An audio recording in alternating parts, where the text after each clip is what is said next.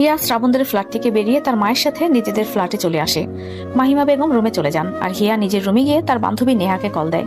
এই বান্ধবী তাকে ডেয়ারটা দিয়েছিল, এখন সব দোষ এই নেহার। নেহা এমন ডেয়ার না দিলে হিয়া কখনোই শ্রাবণের ফোনে মেসেজ দিত না, আর শ্রাবণও এখানে আসতো না। আর লোকটাও খুব আজব। মেসেজ না হয় কেউ দিতেই পারে, তবে সেটাকে সিরিয়াস ভাবার কি দরকার? আর অসভ্য, চেনে না জানে না অন্য মেয়ের হাত ধরে। হিয়া কথাগুলো বিড়বিড় করে বলতে বলতে নেহার কল রিসিভ করে ফেলে। কিরে হিয়া, ভালো আছিস? এমন ভালো আছি যে ভালোতে নাচানাচি করতে মন যাচ্ছে। কি বলছিস? আমার মাথা কি হয়েছে রে দোস্ত, ভালো করে বল। আর কি হবে? কালকে যাকে জামাইজান বলে মেসেজ দিলাম তোদের সামনে, ওই ছেলেটা এখন আমার জন্য আমাদের বাসায় ভাড়া থাকতে এসেছে। নেহা অবাক হয়ে বলে উঠলো, কি বলছিস? মজা করছিস নাকি? এই, তোর কাছে আমার কথা মজা মনে হয়? তুই প্রাইভেট যাওয়ার সময় বাসায় আসিস দেখাবো নে। এই ভাই, আসলে সিরিয়াস? আর এই সব তোর জন্য হয়েছে। তুই যদি ওইরকম ডেয়ার না দিতি তাহলে ওরকম কিচ্ছু হতো না। হিয়া এখন নেহাকে দোষারোপ করে ফোনটা কেটে দিল। মাথায় কিচ্ছু কাজ করছে না। এমন যে হবে তা তার কল্পনাতেই ছিল না। এখন যে করেই হোক এই ছেলে দুটোকে বের করতে হবে এখান থেকে। কিন্তু কি করে বের করবে? ভাড়া তো ও নিজেই দিয়েছে, বের করতে পারবে না সহজে। ওর ভাবনার মাঝেই ফোনটা টুম করে বেজে উঠলো। স্ক্রিনে তাকিয়ে দেখলো আননোন নাম্বার।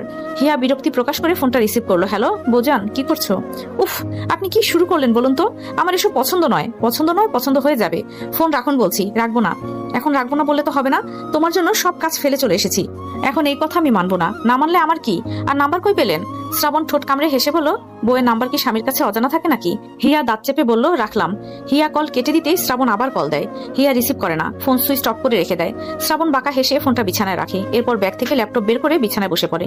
এখানে বসেই একটা ইম্পর্টেন্ট মিটিং অ্যাটেন্ড করবে। ওদিকে কাব্যকে সাবিয়া চৌধুরী কল দিলেন। এতক্ষণ শ্রাবণের ফোনে কল দিচ্ছিলেন, কিন্তু ও ধরছে না বলে কাব্যকে কল দিলেন। কাব্য ফোন রিসিভ করলো। হ্যালো আমু, বলো কি করছো? আমু, রুমে এসে শুয়ে আছি। তুমি কি করছো? সাবিহা বেগম অভিমান ভরা কণ্ঠে বললেন, তোমাদের দুজনকে নিয়ে চিন্তা করা ছাড়া আমার আর কি কাজ? কাব্য হেসে বলল, তুমি অযথা চিন্তা করছো। আমরা ভালোই আছি এখানে। আর কয়েকটা দিনেরই তো ব্যাপার। আর ভাই তো সাথেই আছে। তোমার ভাই সাথে আছে বলেই তো চিন্তা। তো তোমার ভাই কি করছে? ফোন কেন ধরছে না? ভাইয়া তো অফিসের মিটিং করছে, তাই ফোন ধরছে না। ভাইয়ার কাজ শেষ হলে আমি বলে দেবো তুমি কল দিয়েছিলে। ঠিক আছে। আর ওখানে খাওয়া দাওয়ার ব্যবস্থা আছে তো? আছে, তুমি চিন্তা করো না। ঠিক আছে, এখন রাখছি তাহলে। আচ্ছা, ভালো থেকো। হিয়ার কথা অনুযায়ী নেহা ওদের বাড়িতে আসে।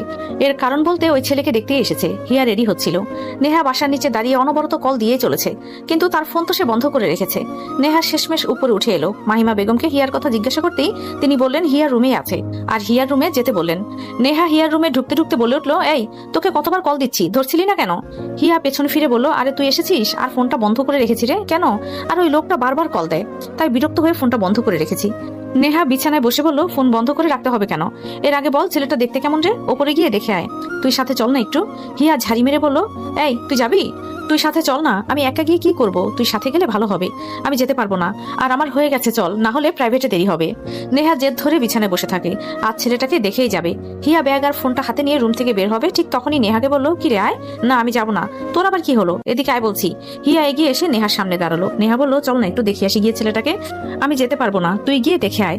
আমি একা গিয়ে কি করব? ছাদে যাওয়ার বাহানা দিয়ে দেখে আসবি যা। নেহা হিয়াকে ছাড়াই চলে গেল। ওদিকে শ্রাবণ একটা মিটিং শেষ করে আরেকটা মিটিং অ্যাটেন্ড করছে।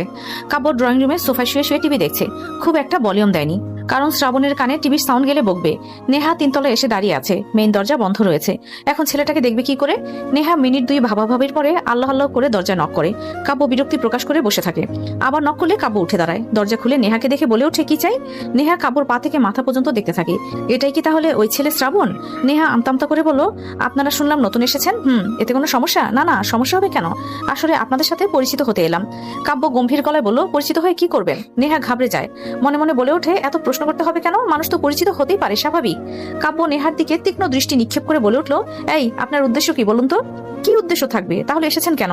নেহা বলেই উঠল, আপনি এমন ঝোঁকঝুটে কেন? কাব্য বিরক্ত হয়ে বলে উঠল, এই, আপনার সমস্যা কি বলুন তো? ফাইজলামি করেন? ভেতরের রুম থেকে শ্রাবণ কড়া গলায় বলে উঠল, কাব্য, যদি আরেকটা শব্দ আসে তাহলে তোর খবর আছে। কাব্য নেহার দিকে তাকিয়ে বলে উঠল, এই জানতো। নেহা তবুও বলে উঠল, আরে শুনুন। কাব্য দরজা লাগিয়ে দেয়। সকাল থেকে মন মেজাজ একদম খারাপ। আবার এর মাঝে একা একটা মেয়ে এসেছে পরিচিত হতে। ওরা দুজনই ছেলে।